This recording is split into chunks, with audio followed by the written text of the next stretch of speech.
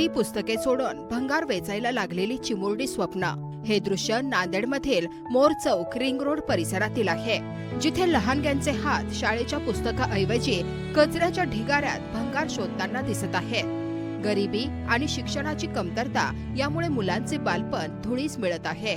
शिक्षण घेऊन भविष्य घडवण्याऐवजी ही चिमुकली मुलं रोजच्या उदरनिर्वाहासाठी रस्त्यावर भंगार वेचत फिरताना दिसत आहेत. प्रशासन आणि सामाजिक संस्थांनी याकडे गांभीर्याने पाहण्याची गरज आहे, कारण ही केवळ एक बातमी नाही, ही आपल्या समाजाच्या भवितव्याची सच्ची आणि त्रासदायक झलक आहे.